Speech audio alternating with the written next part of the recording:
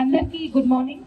Respected honourable MP Raghunandan గారికి, అలానే ఏసీఎల్బీ గారికి, వేదిక పైన ఉన్న అతిథులందరికీ, పార్టిసిపేట్ చేస్తున్న పిల్లలందరికీ, వివిధ డిపార్ట్మెంట్ ఆఫీసర్స్ కి, ప్రెస్ మీడియా మిత్రులకి అందరికీ very good morning once again.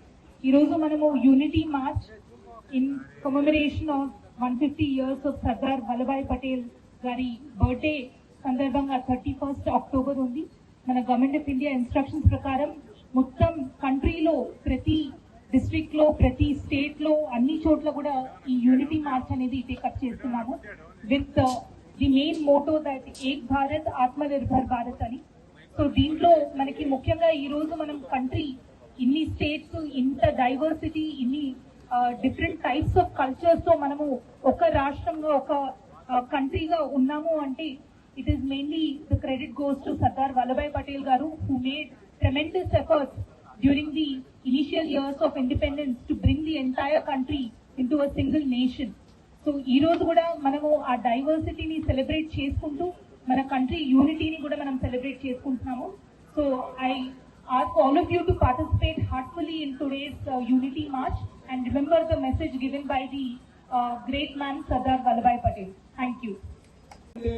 ఏక్ భారత్ శ్రేష్ఠ భారత్ వికసిత భారత్ అనేటువంటి నినాదాలతో భారత ప్రధాని నరేంద్ర మోడీ గారు ఇచ్చినటువంటి పిలుపు మేరకు ఈ రోజు ఈ కార్యక్రమంలో పార్టిసిపేట్ అవడానికి విచ్చేసినటువంటి భావి భారత పౌరులైనటువంటి మీకు అందరూ కూడా మరొకసారి శుభాకాంక్షలు, అభినందనలు తెలియజేస్తూ, ఇటీవల చాలా కాలం తర్వాత మళ్ళీ దేశంలో కొన్ని విచ్ఛిన్నకర శక్తులు తమ ఫుట్ ప్రింట్స్ ని ఉన్నాయని చెప్పుకోవడానికి చేసేటువంటి ప్రయత్నాన్ని మీరు మేమందరం గమనిస్తా ఉన్నాం. కాబట్టి ఈ దేశం సంఘటితంగా ఏక్ భారత్ గా నిలబడాలంటే అది మీరు, మేము, మనందరం కలిసి చేయాల్సిన బాధ్యత ఉందని చెప్తూ, పార్టీలు, జెండాలు, ఎజెండాలు పక్కన పెట్టి దేశ జాతీయ జెండానే మనందరి జెండా, మనందరి లక్ష్యం కూడా ఈ దేశం ఏక్ భారత్ గా ఉండాలనేటువంటి లక్ష్యంతో 2047 మనకు స్వతంత్రం వచ్చిన 100వ సంవత్సరంకి భారతదేశం ప్రపంచానికి వికసిత భారత్ గా నిలబడాలనేటువంటి ఒక మంచి ఆలోచన విధానాన్ని భావి భారత పౌరుల పెంపొందించాలనే లక్ష్యంతో ఈ రన్ ని కొనసాగించబోతా ఉన్నాం. దయచేసి అందరూ కూడా డిసిప్లిన్ గా ఈ రన్ లో పార్టిసిపేట్ కావాల్సిందిగా మీకు అందరికీ కూడా సవినయంగా అప్పీల్ చేస్తూ సహకరించాల్సిందిగా అన్ని అధికారులకు కూడా తెలియజేస్తూ, 2 or 3 ఎంత లైన్ అనుకుంటే అంతమంది కలిసి అట్లే సిస్టమేటిక్ గా కలెక్టరేట్ వరకు ర్యాలీ కొనసాగిద్దామని మీకు అందరికీ కూడా విజ్ఞప్తి చేస్తూ, జాయింట్ కలెక్టర్ చంద్రశేఖర్ గారు, వేదిక మీద ఉన్నటువంటి ఏక్ భారత్ జిల్లా అధికారి గౌరవనీయులు రంజిత్ గారు, వారితో పాటు వేదిక మీద ఉన్నటువంటి వివిధ శాఖలకు సంబంధించినటువంటి అధికారులు, వివిధ పాఠశాలల నుంచి ఇక్కడికి విచ్చేసినటువంటి పాఠశాల యాజమాన్యాలు, యూనిటీ రన్ లో భాగస్వామ్యం ఇక్కడికి విచ్చేసినటువంటి విద్యార్థులందరికీ, ప్రింట్ ఎలక్ట్రానిక్ మీడియా మిత్రులందరికీ కూడా పేరు పేరున్న నమస్సుమాంజలు. మన దేశానికి స్వాతంత్రం వచ్చినప్పుడు దాదాపు 534 సంస్థానాలు ఈ దేశంలో చిన్న చిన్న రాజ్యాలుగా ఉండేవి. ఆ రాజ్యాలన్నీ కూడా భారతదేశ సార్వభౌమాన్ని అంగీకరించి మన దేశంలో కలవడానికి ఆ రోజు ఏక్ భారత్ అనేటువంటి నినాదంతో దేశంలో చిన్న చిన్న రాజ్యాలుగా ఉన్నటువంటి రాజులందరినీ తీసుకొని వచ్చి భారతదేశంలో కలపడానికి నాడు సర్దార్ వల్లభాయ్ పటేల్ గారు చేసినటువంటి కృషి వల్ల ఈ దేశం ఒకటిగా నిలబడింది.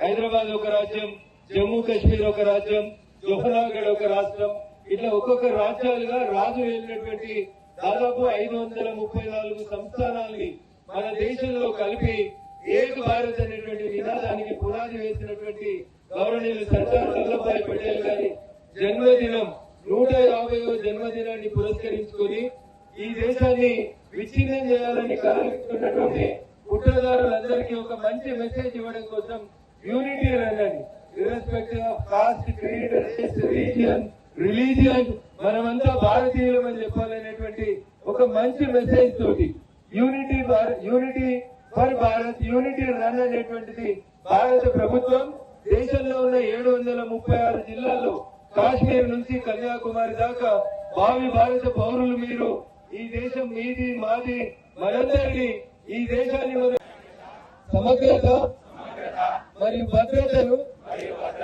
కాపాడడానికి నాకు నేరుగా అంకితమవుతానని ప్రతిజ్ఞ.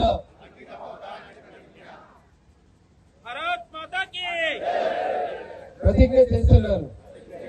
ఇదే సందేశాన్ని నా తోటి దేశస్తులతో పంచుకొని వ్యాప్తి చేయడానికి కృషి చేస్తానని ప్రతిజ్ఞ చేస్తున్నాను. శ్రీ సర్దార్ వల్లభాయ్ పటేల్ దూరదృష్టి వలన వారు చేపట్టిన చర్యలతో సాధ్యమైన మా దేశ ఏకత్వం, మా దేశం యొక్క అంతర్గత అందించాలని మనస వాచ కర్మన నిశ్చయించుకున్నాను. జై హింద్, జై భారత్.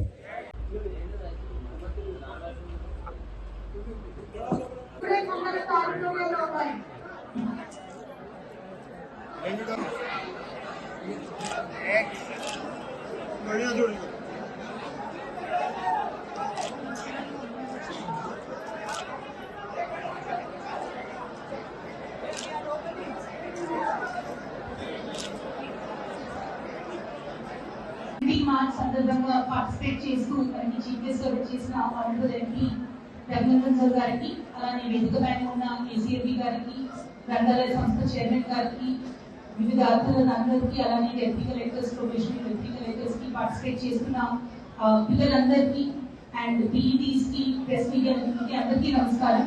ఈ రోజు మీరందరూ కూడా కలిసి ఒక యూనిటీ అనే రిప్రజెంటేటివ్ తో వివిధ రేజ్ అవ్వచ్చు, రిలీజియన్ అవ్వచ్చు, క్యాస్ట్ అవ్వచ్చు, అందరూ కూడా ఒక యూనిటీ అనే మెసేజ్ తో ఈ రోజు యూనిటీ మార్చ్ అనేది చేశాము. ఈ మెసేజ్ అనేది మనము లైఫ్ లాంగ్ గుర్తుపెట్టుకోవాలి అండ్ చిన్న చిన్న ఆస్పెక్ట్స్ లో మన సొసైటీలో వస్తున్న tears and wears of the fabric ఏదైతే ఉంటుందో అవన్నీ కూడా మనం ప్రొటెక్ట్ చేసుకోవాలి అంటే we should follow the principles of the constitution.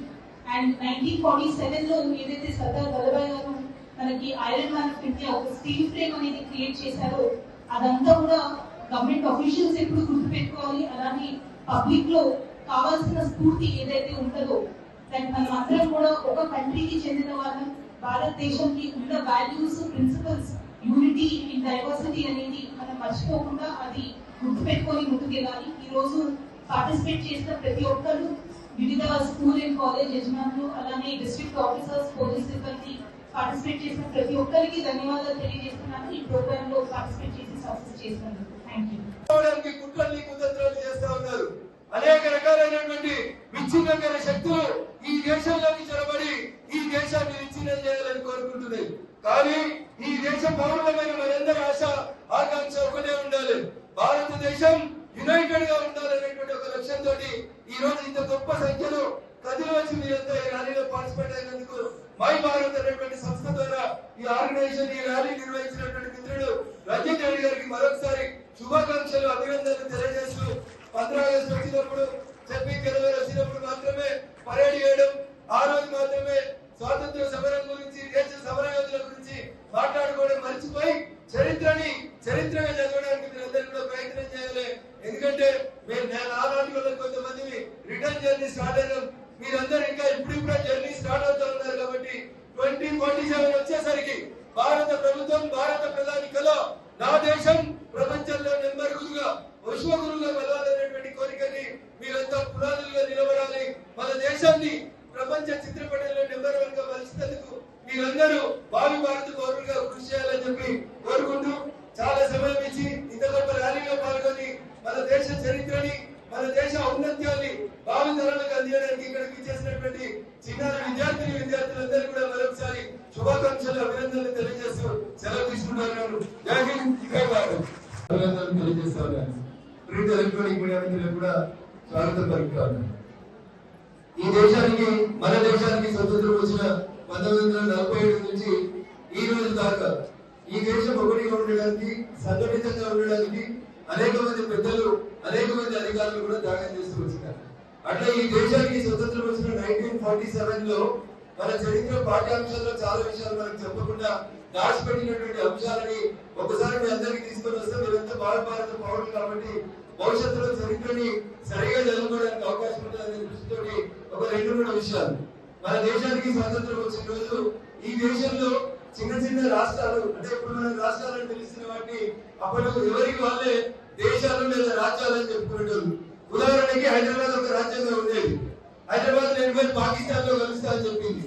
1947 August 15 భారతదేశం మొత్తానికి స్వాతంత్రం వస్తే ఇక్కడ పరిపాలిస్తున్నటువంటి నిజాం నవాబ్ నేను భారతదేశంలో కలవను, నన్ను స్వతంత్ర దేశంలో ఉంచండి లేదా పాకిస్తాన్ లో కలపండి అని చెప్పి అట్లా ఒక కొత్త ప్రతిపాదన తీసుకొచ్చాడు. ఆ రకంగా భారతదేశానికి స్వతంత్రం వచ్చిన 1947 ఆగస్టు 15 నాటికి ఈ దేశంలో దాదాపు 534 సంస్థానాలు ఉన్నాయి.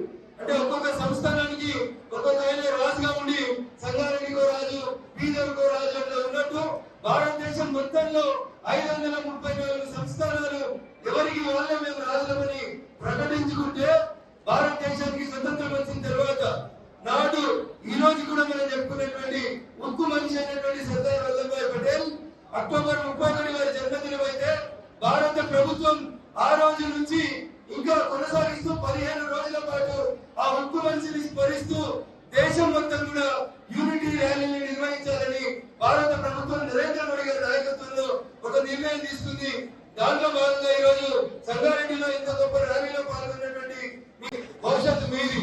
2047 భారతదేశానికి స్వతంత్రం వచ్చి 100 సంవత్సరాలు నిండేసరికి ఈ దేశాన్ని ముక్కలు చేయాలని, ఈ దేశాన్ని ఇంకొక రకంగా విభజించాలని కుట్ర చేస్తున్నటువంటి మూర్ఖులందరికీ కూడా నా దేశం యునైటెడ్ గా ఉంటది అది చెప్పడానికి భావి భారత పౌరులైనటువంటి మీకందరికీ కూడా చరిత్రను చెప్పాలనేటువంటి ఉద్దేశంతో భారత ప్రభుత్వం తీసుకున్నటువంటి కార్యక్రమం.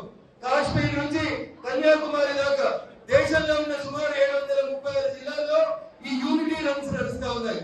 ఎందుకంటే ఆ రోజు సర్దార్ వల్లభాయ్ పటేల్ గారు ఒక నిర్ణయం తీసుకొని ఈ దేశం మొత్తం ఒకటిగానే ఉండాలి, ఏక్ భారత్ ఉండాలి. ఏక్ భారత్ గా ఉండాలంటే ఈ చిన్న చిన్న రాజ్యాలు, రాజులందరూ కూడా భారతదేశ సార్వభౌమాధికారాన్ని గుర్తించాలి, గౌరవించాలి, మర్యాదగా భారతదేశంలో కలిస్తే స్వాగతిస్తామని చెప్పినప్పుడు దాదాపు దేశంలో ఉన్న ఒక 2 సంస్థానాల మీద దేశంలో ఉన్న అందరు రాజులు కూడా భారతదేశ సార్వభౌమాధికారాన్ని ఒప్పుకున్నారు. కానీ దురదృష్టం, మనం ఏ గడ్డ మీద అయితే కూర్చున్నామో హైదరాబాద్ సంస్థానం భారతదేశంలో విలీనం కావడానికి అంగీకరించకపోతే ఆపరేషన్ పోలో పేరిట మన పక్కనే ఉన్న బీదర్ జిల్లా నుంచి భారత సైన్యాన్ని తీసుకొని వచ్చి నాటి ఉక్కు మనిషి సర్దార్ వల్లభాయ్ పటేల్ గారు హైదరాబాద్ సంస్థానాన్ని భారతదేశంలో విలీనం చేసినటువంటి రోజు సెప్టెంబర్ 17, 1949. ఏ జెండాలైతే జాతీయ జెండాలు పట్టుకుని మనం ర్యాలీ చేసినామో ఆ జెండా ఈ గడ్డ మన గడ్డ తెలంగాణ మీద ఎగిరినటువంటి మొదటి రోజు సెప్టెంబర్ 17, 1949. ఆ రోజుతో దేశంలో ఉన్నటువంటి అన్ని సంస్థానాన్ని కలిపి ఒకటే దేశం, నా దేశం భారతదేశం అని చెప్పి ఆ రోజు సర్దార్ వల్లభాయ్ పటేల్ ఉక్కు మనిషిగా, ఉక్కు సంకల్పంతో ఈ దేశాన్ని ఒకటిగా మార్చాడు. అలా మారినటువంటి ఈ దేశం